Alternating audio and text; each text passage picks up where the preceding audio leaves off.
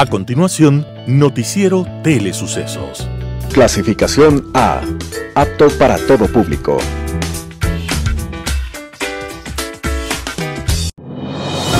Inicie el día bien informado. El mejor noticiero de la mañana informando para usted. Noticiero Telesucesos. Primera parte del noticiero Telesucesos con las noticias más importantes del día. Estimados televidentes, bienvenidos a una emisión más de su noticiero Telesucesos. Un día como hoy. En el lejano pasado, la palabra guerra estremecía a quienes marchan al combate porque iban a verle la cara a la muerte, frente a frente. Los guerreros morían o mataban de frente, viendo el rostro del enemigo, siendo testigos de su grito y su dolor, de su rabia y de su miedo. Pero dicen que después aparecieron los cobardes, los miedosos, y que esos miedosos y cobardes inventaron las armas. Entonces los humanos aprendieron a matar a distancia, sin ver la cara de su víctima, y fue tan fácil la tarea con tan poderosas armas, que ya las muertes no eran solo de enemigos armados, sino de la población civil que nada tenía que ver en el conflicto. En la Primera Guerra Mundial, por ejemplo, un 5% de las víctimas fueron civiles. En los últimos conflictos internacionales del Medio Oriente, un 99% de las víctimas son civiles que, en teoría, no participan en la guerra, pero terminan perdiendo la vida. Es tan absurdo el desbalance que resulta más seguro tomar las armas e ir a la guerra que ser parte de la población civil en una zona de conflicto. Quizás para darle algo de racionalidad a lo más irracional que es la guerra, 130 países firmaron un tratado para proteger a la población civil en caso de confrontación bélica. Este acuerdo sigue sin cumplirse, pero por lo menos quedó evidencia en el papel y en el protocolo acerca de los sueños más caros del ser humano, la paz y la justicia. El acuerdo, para constancia histórica, se firmó un día como hoy, 10 de junio de 1977, en Ginebra, Suiza, y el mundo espera algún día su cumplimiento. Y después, para orgullo de los humanos, el fin de todas las guerras. Despiértese bien informado. Titulares. Las mujeres embarazadas solo pueden vacunarse con autorización médica. Consumo de combustible aumentó entre el 14 y el 21% en 2021. Docentes sin vacuna pueden acudir los fines de semana. Teoría de la fuga del coronavirus del Instituto de Wuhan es posible. Ecuador en el nivel 3 de organización estadounidense para viajar en medio de la pandemia.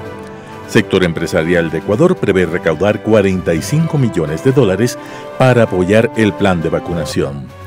En tributación de hoy hablaremos de ingresos exentos y grabados. Segmento de opinión, remoción del alcalde Yunda. En política internacional, elecciones en México. Los editoriales serán de Alberto Dajic, ya oímos suficiente. Vicente Albornoz, del miedo al optimismo. Talía Flores, Quito se sacude un lastre, la remoción de Yunda es ejemplar. Hernán Pérez Luz, campo minado. Noticias del día, con Carla Sánchez. Las mujeres embarazadas solo pueden vacunarse con autorización médica. Las mujeres embarazadas solo tienen restricción para vacunarse contra el coronavirus si su médico así lo determinara, por lo que para recibir la vacuna deberán llevar un certificado de salud de su médico. Uno de los obstáculos para una mujer en estado de gestación para que no se vacune sería por preeclampsia u otras complicaciones asociadas al embarazo. En el caso de quienes están en la fase de lactancia, lo ideal, según José Ruales, viceministro de Salud, es que se inmunicen, pues a través de la leche materna se puede transmitir los anticuerpos al neonato.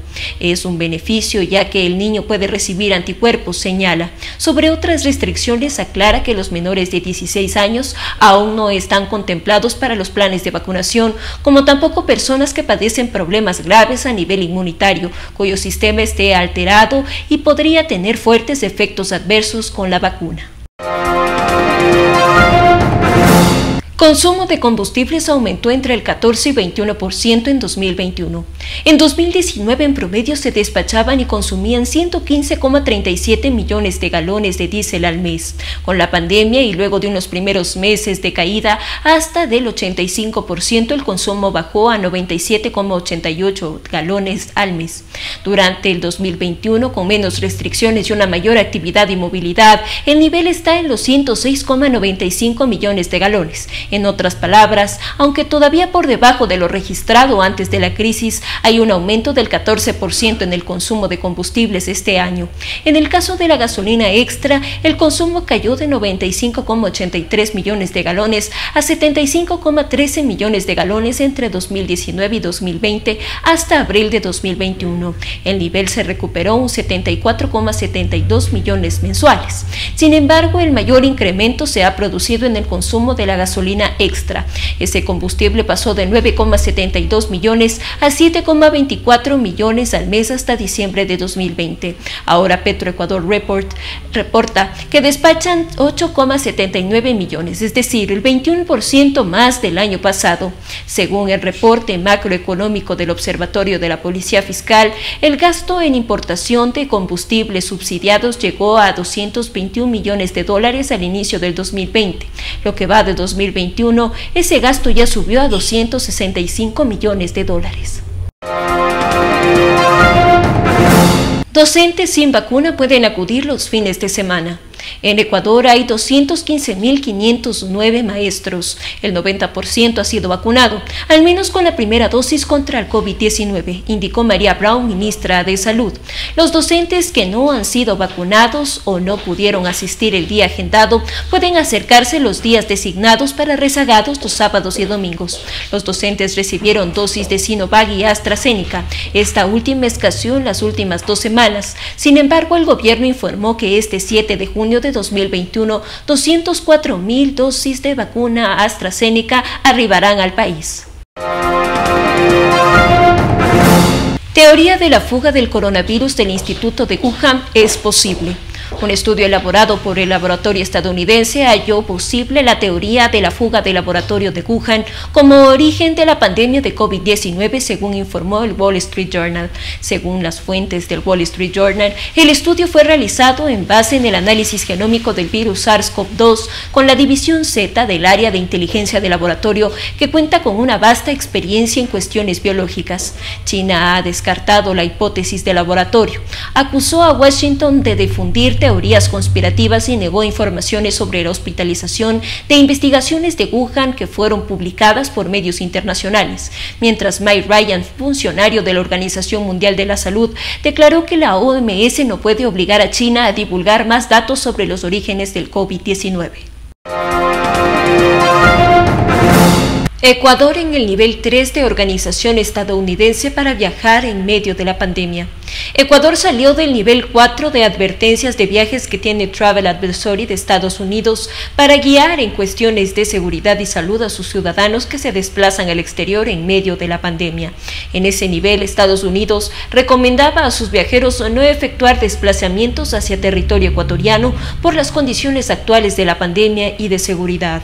Ahora esa nación ubica al Ecuador en el nivel 3, que implica reconsiderar el viaje al país. A nivel de Sudamérica, solo Ecuador, Perú y Guyana están en el nivel 3. El resto de países continúa en el nivel 4.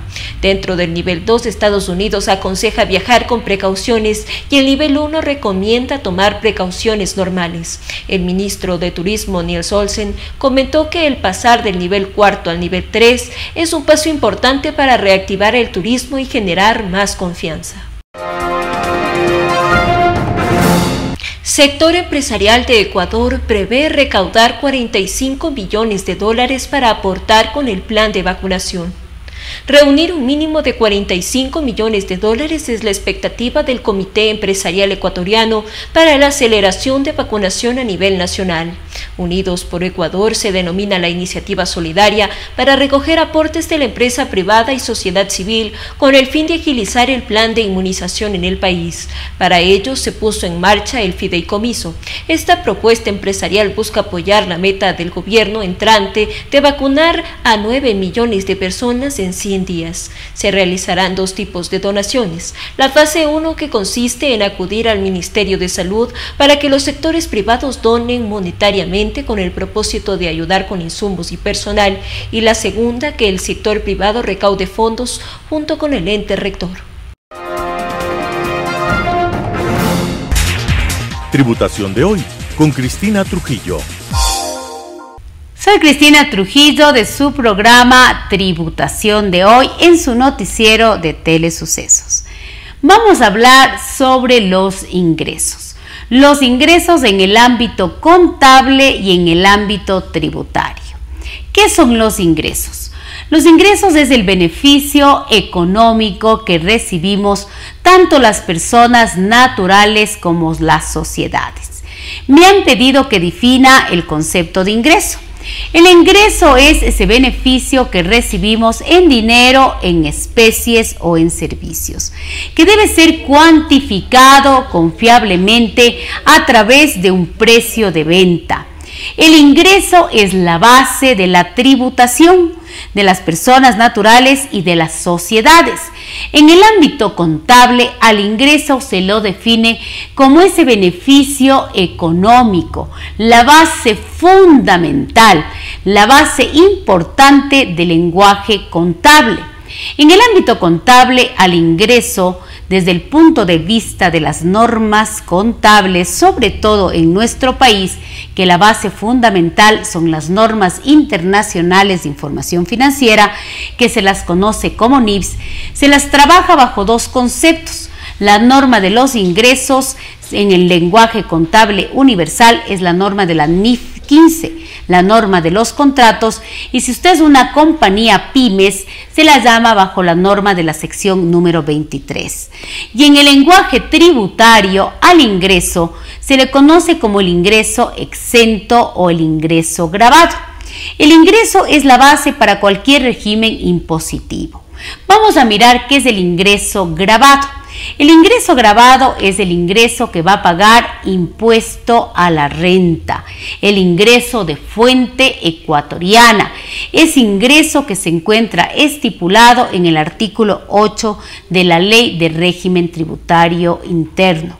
El ingreso que van a pagar las personas naturales residentes o las sociedades residentes o las sociedades domiciliadas, los ingresos que se producen en territorio ecuatoriano, como por ejemplo los ingresos de los profesionales, los ingresos de las personas en relación de dependencia, los ingresos de las sociedades por cualquier actividad que se realicen en nuestro país o por la transferencia de bienes. ¿Cuáles son estos bienes? Bienes muebles, bienes inmuebles, bienes intangibles, rendimientos financieros, por ejemplo el tema de regalías o cualquier ingreso importantísimo que se realice en territorio ecuatoriano. Algo que también es muy importante es lo que dice el artículo 8, numeral 10 de la Ley de Régimen Tributario Interno. Cualquier ingreso, incluido el incremento patrimonial no justificado. Y esto no quiere decir que con esto el incremento patrimonial no justificado se vuelve un acto lícito. No, pero sí constituye un ingreso gravado. Los ingresos gravados, como su nombre lo indica, son los ingresos que van a pagar impuesto a la renta en cualquier régimen impositivo. Un régimen general, un régimen de microempresas, un régimen sujeto a impuesto único, etc. Me han preguntado qué son los ingresos exentos. Los ingresos exentos son aquellos que por ley no van a pagar impuesto a la renta. ¿Que en qué artículo tributario se encuentran estos ingresos exentos? Son aquellos que están en el artículo 9 de la Ley de Régimen Tributario Interno y en el reglamento del artículo 14 al 23. Por ejemplo, un ingreso exento pueden ser los dividendos que perciben las sociedades nacionales. Por ejemplo, en el tema de los dividendos, las sociedades nacionales son las sociedades que se encuentran en territorio ecuatoriano. Para ellas es el dividendo exento. Otro ingreso exento puede ser la 13ª y 14ª remuneración que reciben los empleados en relación de dependencia, es decir, aquellos que estamos protegidos por el Código del Trabajo. Otro ingreso exento puede ser la enajenación ocasional de inmuebles. Alguien me preguntaba qué es una enajenación ocasional de inmuebles. Es aquella venta ocasional de inmuebles que no pertenecen a su giro normal de negocio. Otro ingreso exento puede ser los rendimientos financieros que perciben las personas naturales por depósitos a la vista, como por ejemplo son los depósitos en cuentas de ahorro. Otro ingreso exento también puede ser los premios auspiciados por la Junta de Beneficencia de Guayaquil o Fe y Alegría. Tenemos alrededor de 26 ingresos exentos que se encuentran claramente detallados dentro de nuestra ley de régimen tributario interno. Únicamente los ingresos que se encuentran en el artículo 9 son aquellos que no van a pagar impuesto a la renta de manera, hablemos, exclusiva. Me preguntaban también si el concepto de ingreso exento se tiene que considerar para el régimen de las microempresas y la respuesta es sí. Otra de las preguntas importantes era ¿qué pasa con el tema de la consideración de los ingresos exentos y gravados para este régimen? Pues se tiene que considerar absolutamente todo el concepto de ingreso, ya que es la base para este régimen. El concepto de ingreso es un concepto fundamental, ya que es la esencia para la determinación del impuesto a la renta y también para el tema de la contabilidad, ya que el ingreso es la sustancia para mantener a los negocios en marcha. Por eso el ingreso es este beneficio económico que recibimos las personas naturales y las sociedades cuando realizamos una actividad económica o financiera, y que puede ser en dinero, en especies o en servicios, pero lo más importante es que tiene que estar cuantificado confiablemente. Desde el punto de vista tributario, los ingresos provienen del trabajo o del capital. Es muy importante que usted recuerde estos conceptos para los diferentes propósitos: el propósito financiero y el propósito tributario. Recuerde adicionalmente que en cualquier tipo de régimen impositivo que usted se encuentre, el cumplimiento de los marcos regulatorios vigentes es lo que hace que usted evite cualquier tipo de riesgos. También es fundamental que en el ámbito contable recuerde, como para hacer una recapitulación, que nuestro país se encuentra bajo las normas internacionales de información financiera, que son las NIPS, y en el ámbito tributario, en el ámbito del impuesto a la renta, la ley de régimen tributario interno y la aplicación de sus reglamentos, tanto para las personas naturales como para las sociedades. El estar capacitado, el estar informado, hace que usted se evite riesgos. El declarar oportunamente sus impuestos hace que usted haga no solamente el cumplimiento de las leyes, sino también que evite el pago excesivo, esos flujos de caja innecesarios. Usted tiene varias fuentes de información. Tiene las páginas que proporcionan los diferentes organismos de control. Puede usted participar, abrir la página web del Servicio de Rentas Internas, de la Superintendencia de Compañías, de la Superintendencia de Economía Popular y Solidaria, de la Superintendencia de Bancos. Usted puede estar informados para evitar cualquier tipo de riesgos. El día de hoy hemos hablado de los ingresos gravados, que son los que pagan impuesto a la renta, de los ingresos exentos, son los que no pagan impuesto a la renta, y de los ingresos en el ámbito financiero. Recuerde que soy Cristina Trujillo, de su programa Tributación de Hoy, en su noticiero de Telesucesos. Segunda parte del noticiero Telesucesos, opinión de importantes personajes de la actualidad nacional en política, economía, salud y educación.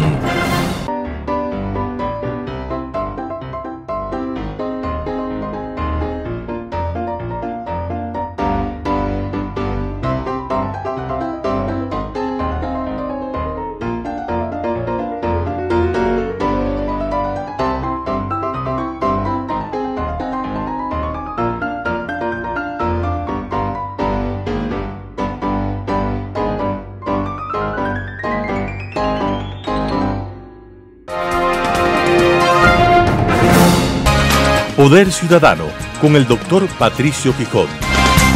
Cordiales saludos. A Yunda no le sirvió ni su cinismo ni su chequera frente al verdadero poder ciudadano. La remoción del alcalde de Quito, Jorge Yunda Machado, marca un hecho histórico. Desde que la capital eligió a su primer alcalde, don Jacinto Gijón y Caamaño, en el año de 1945, nunca la ciudad Luz de América presenció, como resultado del ejercicio de control social, que el Consejo Metropolitano de Quito apruebe una moción fundamentada en expresas normas del Código Orgánico de Ordenamiento Territorial y Administración COTAD. El ánimo de los quiteños se encontraba deteriorado por problemas relacionados con la creciente falta de empleo y trabajo, la inseguridad, la mortal pandemia que incrementaron la dimensión de una enorme crisis que afecta al país y particularmente a la ciudad más poblada, que es Quito, cuyo alcalde, apartándose de sus deberes primarios, le mantiene descuidada, pésimamente administrada. Yunda ganó las elecciones con un escaso 21% de la voluntad popular. La irresponsable proliferación de candidatos abrió camino para que con ese estrecho margen de respaldo electoral se haga del más alto sillón edilicio de la capital de los ecuatorianos. Desde el inicio, la gestión de Yunda Machado se encargó de instalar en la ciudad más sombras que luces, así como una larga cadena de dudas y sospechas que se vieron acrecentadas con los escandalosos contratos suscritos para la repavimentación de la ciudad con la empresa Geinco, de propiedad de un cercano amigo del alcalde. A eso se sumaron varios escándalos al interior de la empresa de agua potable y alcantarillado, tanto en materia de contratación pública dudosa, así como con un hecho delictivo insólito que tuvo lugar y que tuvo que ver con el desvío al exterior de una millonaria cantidad de dinero de propiedad de la referida empresa pública. A lo indicado se sumó un nuevo hecho escandaloso cuando se detectó que las 100.000 pruebas PCR importadas por la administración Yunda desde Corea del Sur para la temprana detección del coronavirus no eran precisamente pruebas de alta sensibilidad y correspondían a una categoría inferior pese al altísimo costo de su adquisición. Este escándalo involucró a varios funcionarios de la Secretaría de Salud y al propio alcalde de Quito, lo que determinó que la Fiscalía General del Estado abra un proceso de investigación penal y que la justicia procese al alcalde de Quito por peculado, otorgándole como medida sustitutiva a la prisión preventiva el uso permanente de un grillete en su tobillo. A eso se suma el escándalo que significó las grabaciones del hijo de Yunda y su jorga de amiguetes. Yunda siguió en el ejercicio de la alcaldía sumando desconfianza, así como un verdadero y creciente rechazo popular frente a la deficiente gestión y al evidente abandono de sus deberes fundamentales. Parques descuidados, basura por doquier, creciente inseguridad y mendicidad, así como la proliferación de ventas ambulantes, le fueron restando día a día el brillo y la autoestima a nuestra amada ciudad. Por allí, un sujeto con ansias de protagonismo y sediento de notoriedad, de apellido Ayo, intentó formalizar un pedido de revocatoria en contra del alcalde de Quito, requerimiento que no prosperó. Ese mismo sujeto inició un proceso de remoción del primer personero municipal. El colectivo ciudadano denominado Frente Profesionales por la Dignidad de Quito presentó formal pedido de remoción del cargo del alcalde de Quito al amparo de los artículos 332 al 337 del COOTAD. Este nuevo proceso, suscrito por las ciudadanas doctoras Jessica Jaramillo y Carolina Moreno, contó con más de 1.200 documentos habilitantes de la referida solicitud. La Comisión de Mesa del Consejo Metropolitano de Quito abocó conocimiento de los dos pedidos de remoción y procedió a calificarlos, luego de un minucioso proceso de estudio y análisis jurídico de procedibilidad de las demandas planteadas con base a expresas leyes vigentes que habilitan la participación ciudadana directa.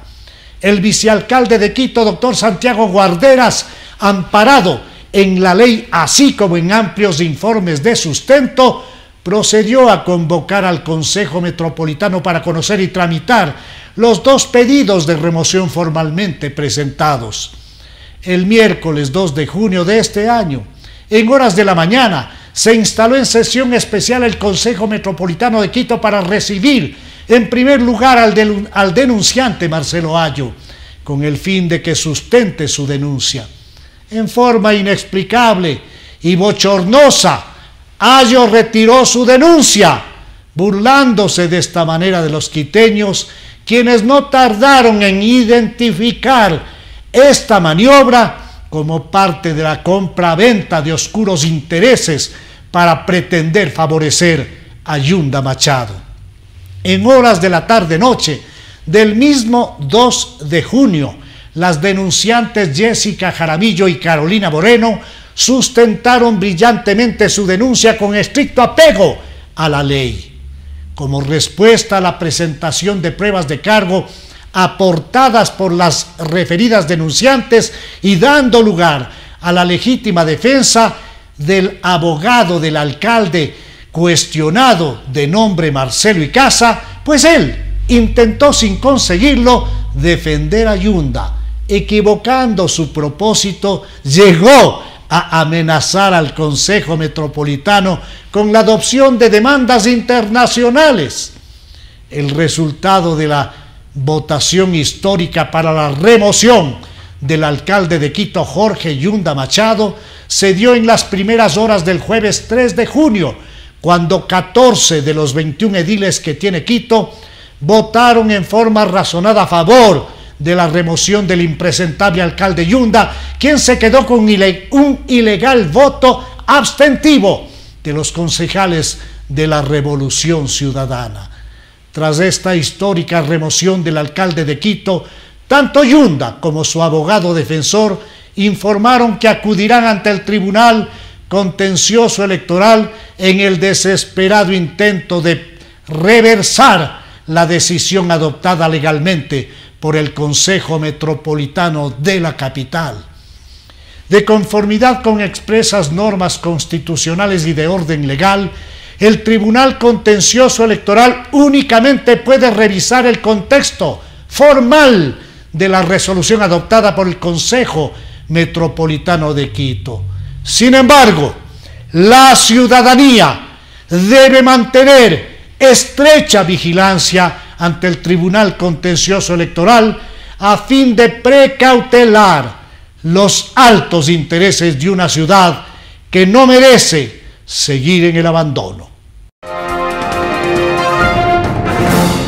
Global Hoy con Alan Carney. Elecciones en México. Curiosamente nos ha tocado comentar mucho sobre elecciones en estos días. Las más recientes del Perú, la elección de los delegados para la redacción de la nueva Constitución chilena y, claro, las elecciones de medio periodo en México. En los próximos días nos quedan las pseudoelecciones que se van a celebrar en Irán y en Nicaragua, que en su momento comentaremos.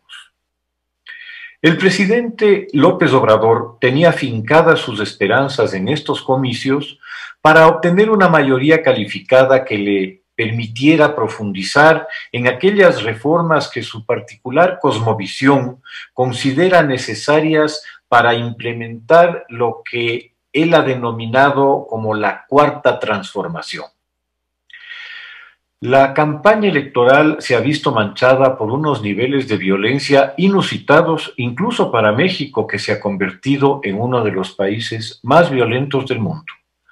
Cerca de 100 candidatos han sido asesinados, principalmente opositores al gobierno, y se ha hecho notoria la acción de bandas criminales vinculadas al narcotráfico detrás de buena parte de estos crímenes. La promesa de campaña una de las promesas de campaña con que López Obrador llega al poder era el combatir y erradicar la violencia en México, y esa promesa luce más ilusoria y lejana que nunca. Cada día se hace más evidente cómo los carteles del narcotráfico están creando una especie de estado paralelo donde el monopolio del uso de la fuerza por parte del Estado ha desaparecido por completo, siendo ahora los ejércitos privados de los carteles perfectamente capaces de enfrentarse con éxito a las Fuerzas Armadas mexicanas, como ha sucedido ya en varias oportunidades. De igual manera, el enorme poder económico del narco ha permeado la institucionalidad del país, debilitándola gravemente. La penetración en la policía y las Fuerzas Armadas, así como en instancias del Poder Judicial, han contribuido decisivamente para el aumento incesante de la influencia nefasta del crimen organizado en todo el país, pero con mayor influencia en el norte. Existe una percepción generalizada de una acción inefectiva y muy poco decidida por parte del gobierno para enfrentar a las bandas narcotraficantes. Al abominable negocio del narcotráfico se le ha unido el del tráfico de personas que atraviesan México desde Centro y Sudamérica en la búsqueda desesperada de oportunidades laborales en Estados Unidos. El tema migratorio ha sido el principal aspecto y el más publicitado en el reciente encuentro con la vicepresidenta norteamericana Kamala Harris. Ella ha encabezado una misión de alto nivel enviada por el presidente Biden para buscar algunas soluciones al masivo fenómeno migratorio que lo único que refleja es el cada día más clamoroso fracaso de la mayor parte de los gobiernos latinoamericanos en proveer esas oportunidades a sus habitantes por las razones que sean. En varios países de Centroamérica, el rubro de remesas que les llegan de sus conciudadanos que han logrado llegar a Estados Unidos para trabajar en cualquier cosa, representa un muy significativo porcentaje del ingreso nacional y de su presupuesto. En El Salvador, por ejemplo, la incidencia es del orden del 25% del PIB del país.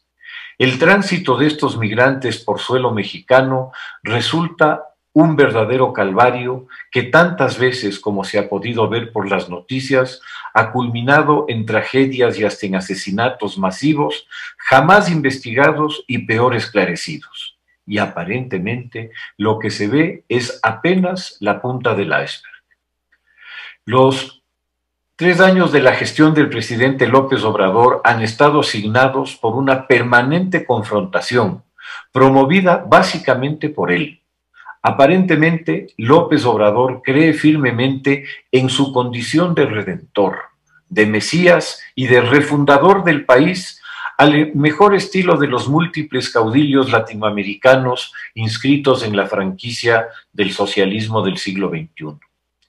Y tan es así que ésta ha cambiado su membrete de Foro de Sao Paulo por el de Grupo de Puebla.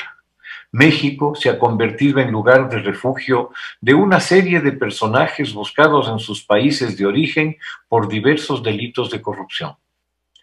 El manejo de la pandemia ha sido también muy criticado y el presidente López Obrador, seguramente por una cuestión de machismo mexicano, ha minimizado la seriedad y el daño que la pandemia ha causado. Curiosamente, muy al estilo de su vecino, el anterior inquilino de la Casa Blanca, el expresidente Trump, y del presidente brasileño Bolsonaro, el de la gripeciña.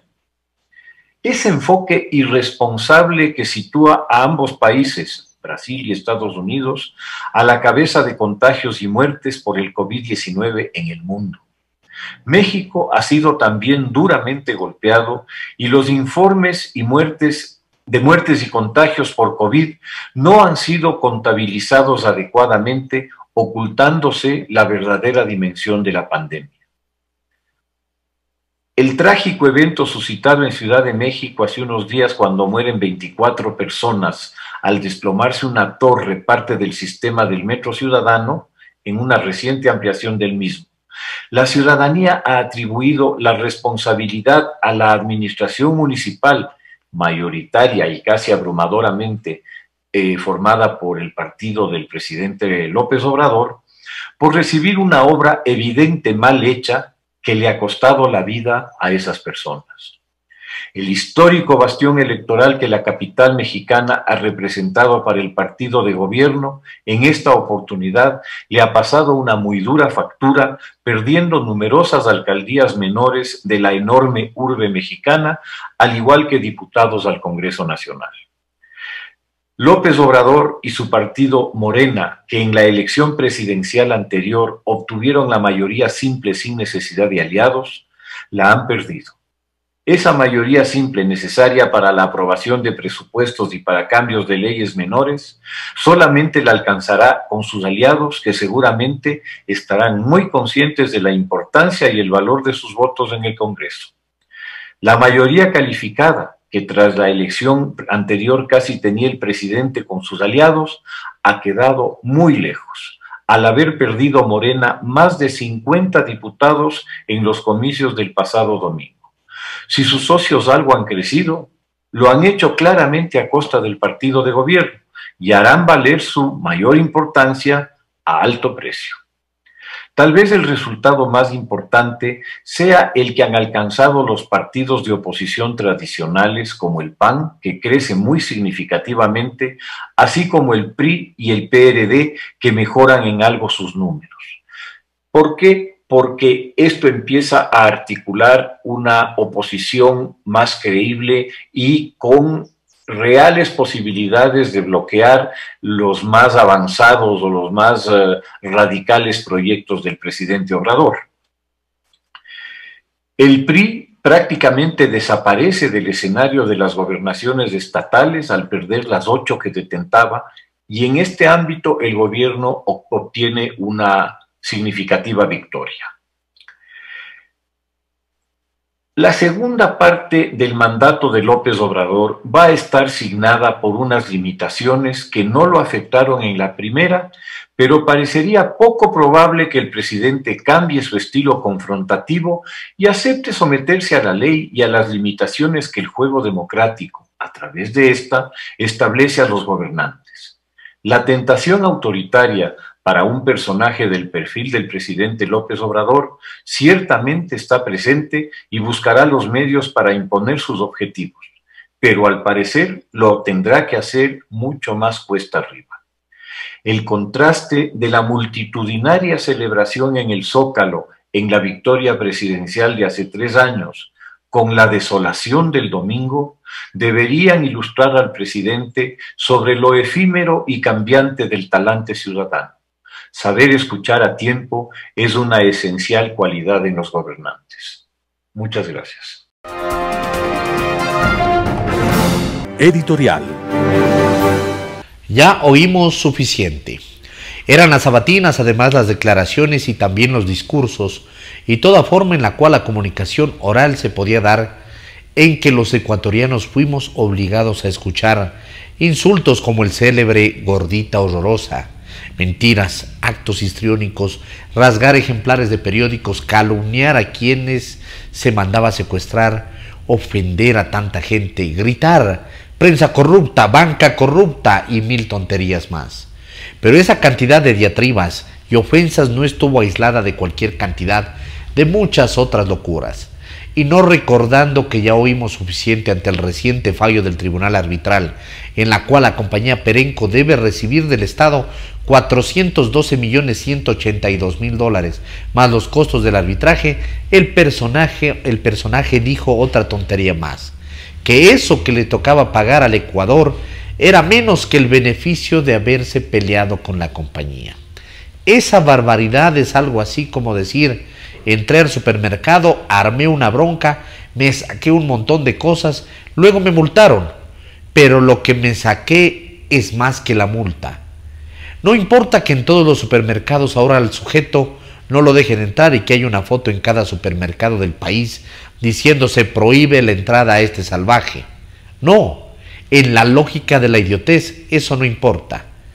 Y no debemos los ecuatorianos olvidar que el caso Murphy nos ha hecho pagar casi 20 millones de dólares y que el caso Chevron fue una vergüenza internacional, pues el máximo tribunal mundial de La Haya dictaminó que hubo fraude en la sentencia de una corte ecuatoriana que obligaba a pagar a dicha empresa 9.500 millones de dólares.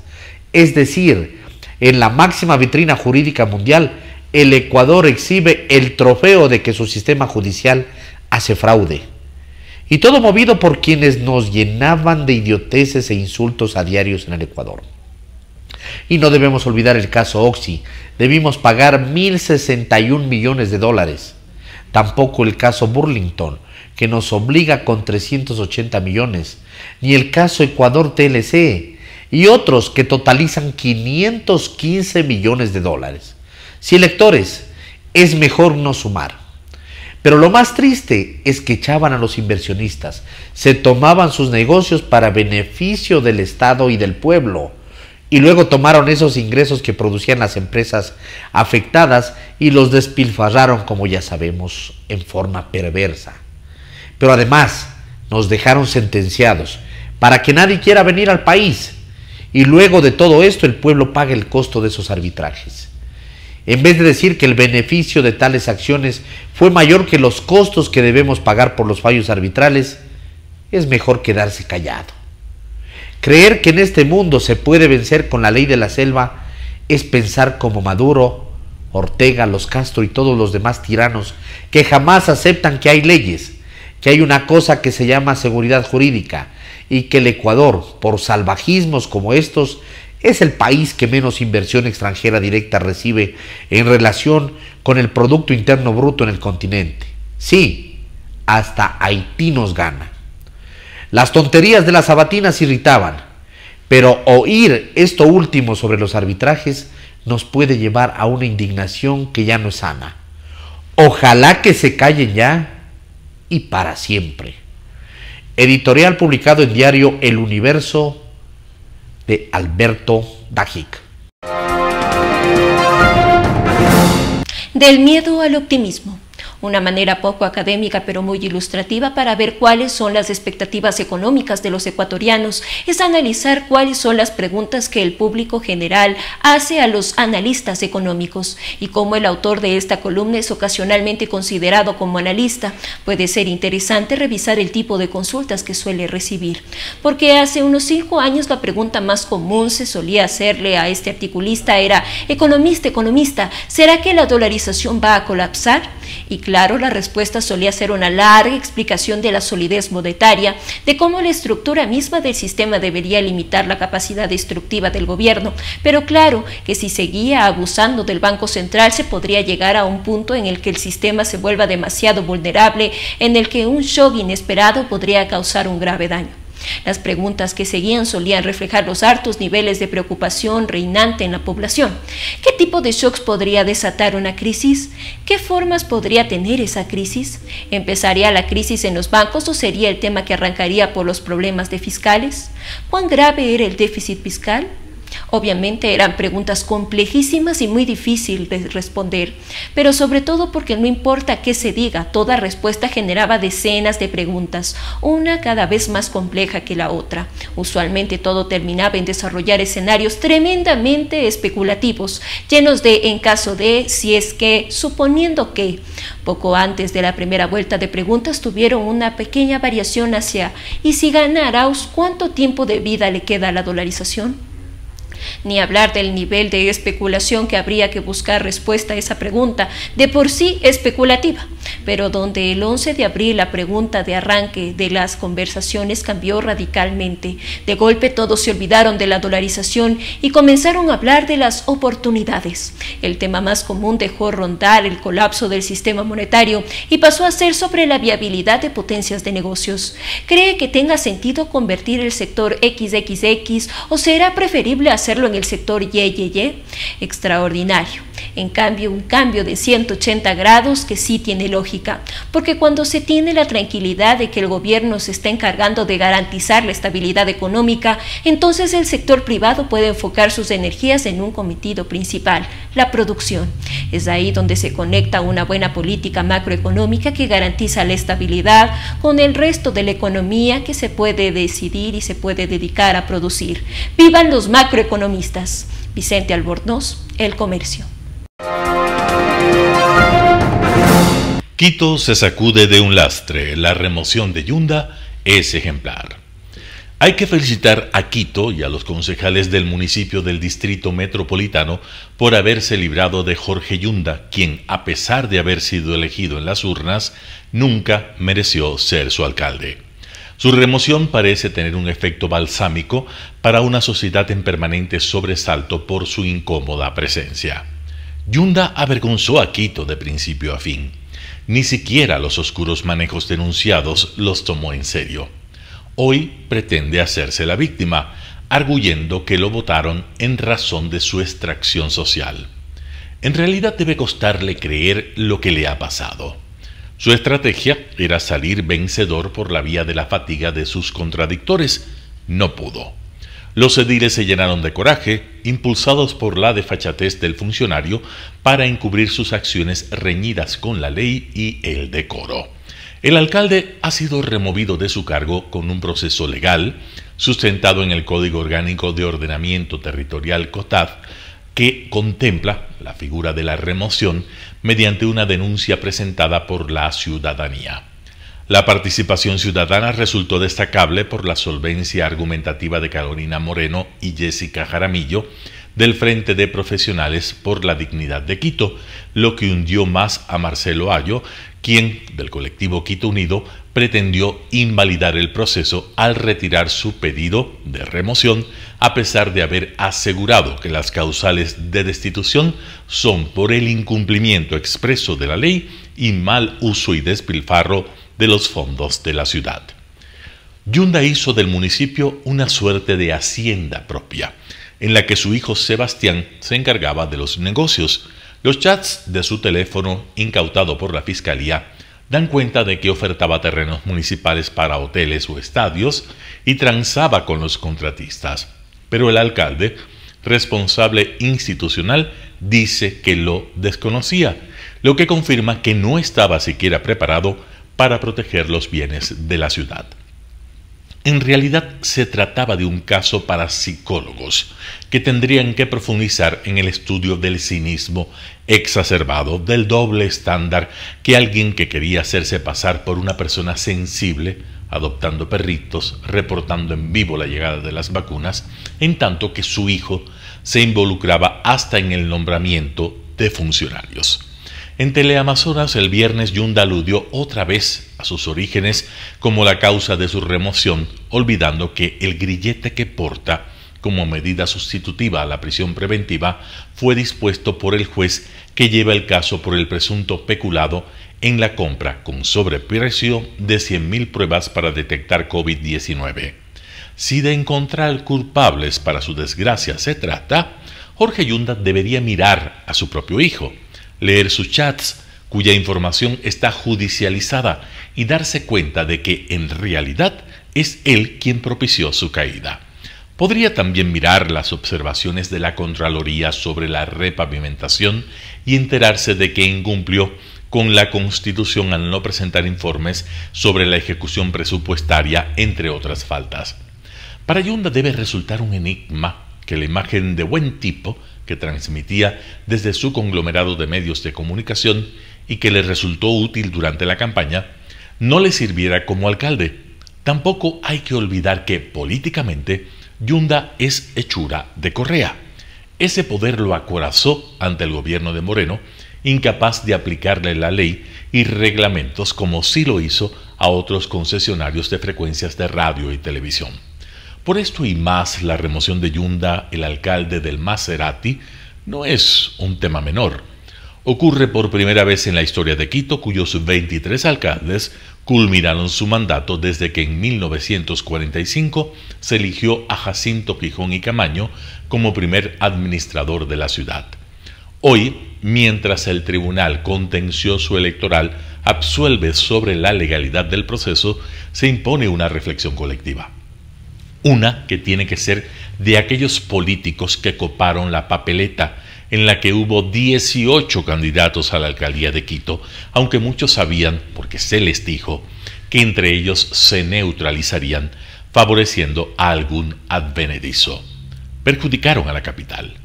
La ciudadanía también tiene que hacerse un mea culpa, porque no puede dejarse encandilar por las luces y el estridente sonido de las ofertas de políticos impostores. Con responsabilidad tiene que analizar los antecedentes, el entorno y el pensamiento de los candidatos. Pero allí estamos. Habiéndose librado del lastre que le agobiaba, es momento de recuperar el tiempo perdido. Ojalá también el dinero robado. La remoción es ejemplar por la valentía al haberla adoptado y por la advertencia que implica para otros funcionarios del país. Con apenas 2 años de gestión por delante, el desafío para el nuevo alcalde es descomunal. Tiene que resolver temas delicados como el metro, la repavimentación, el aseo de la urbe, a la vez que forjar un liderazgo en la ciudad. No hay tiempo que perder. Hay que poner el contador a cero y reiniciar. Camino al Bicentenario, Quito tiene que hacer honor a quienes nos dieron la libertad. Talía Flores, Primicias. Campo minado. El gobierno del presidente Lasso se enfrenta a un campo minado. Tiene 2 enemigos de considerable poder. Ambos, por razones diferentes, no van a cesar en su empeño de acorralar al gobierno hasta asfixiarlo y lograr que fracase en su gestión. 3 parecerían que son sus objetivos mínimos: apoderarse de la justicia ecuatoriana, tomarse la Contraloría General y remover de su cargo a la doctora Diana Salazar. Para ello va a ir socavando varias instituciones y organismos, moviendo fichas aquí y allá, como pequeños tractores que irán lentamente ganando posiciones, cultivando lealtades, creando vacíos, ocupando terrenos, abriendo boquetes, tendiendo trampas, metiendo recaderos, todo ello con el propósito de ir cercando al gobierno hasta tenerlo a su merced. Su campo es la acción que constituye la serie de organismos, consejos, cortes e instituciones públicas, en general de alguna manera que puedan a través de su manipulación ir acarreando al Ejecutivo. Tienen experiencia en la materia, ya lo han hecho en el pasado, inclusive a gobiernos que decían ser sus aliados, y no tendrán empacho en volverlo a hacer. Cuentan además que en un ejército de corruptos que sigue incrustando un aparato estatal, la manipulación y la anulación de la sentencia en el caso Soborno, la remoción de la fiscal general de su cargo, el entierro de todos los demás casos de corrupción y la formación de un cerco de protección que impida nuevas investigaciones son objetivos vitales para esta gente. Si bien el gobierno está en lo correcto al anunciar la decisión de respetar la independencia de otras instituciones, ello no debería implicar que se cruce de brazos frente al asalto de las mafias de dichas instituciones. Y es lo que está en juego, no es únicamente la presidencia del señor Lasso, sino la propia institucionalidad del país. El daño que estas mafias están dispuestas a cesarle al Ecuador son tales para asfixiar al gobierno y es enorme. Su presupuesto y su supuesto que al país no les importa, sus intereses personales, su vanidad, sus cálculos, sus beneficios, su impunidad y su conversación de sus espacios de poder están por encima de cualquier otra consideración. Sacar al Ecuador de su postración económica, consolidar sus instituciones, sentar las bases del sistema judicial independiente y moderno, emprender una gran reforma política. Nada de esto se le es prioritario. No nos engañemos, tampoco a los aliados parlamentarios del gobierno son de fiar. Ellos igualmente estarán al acecho para impedir que el presidente Lasso cumpla con sus ofrecimientos de campaña. Viven del bloqueo, de los buenos deseos de la presidencia de la Asamblea expresados en su emotivo discurso en el acto de transición a la realidad hay una buena distancia. El país quisiera pensar en la política y que ha cambiado, pero lamentablemente es un deseo muy difícil de realizarse. Buena parte de nuestra clase política prefiere ignorar la realidad y seguir viviendo en ese mundo paralelo en el que lo único que importa es ella misma, oponerse a todo, apostar al fracaso del gobierno de turno para presentarse en las próximas elecciones como arcángeles inocentes. El gobierno necesitará una buena dosis de habilidad política para sortear este campo minado y la visión para llamar a la ciudadanía para que sea ella la que resuelva este perverso conflicto. Hernán Pérez Luz, El Universo. Y así finalizamos una emisión más de su noticiero Telesucesos. Manténgase en la sintonía de nuestra programación y no olvide seguirnos por nuestras redes sociales. Nos encuentran en Facebook como Telesucesos, en Instagram como @telesucesos_ en Twitter como @telesucesos29, en YouTube como Telesucesos HD y también por nuestra página web www.telesucesos.net. Hasta la próxima. Lo mejor de la mañana informando para usted. Noticiero Telesucesos.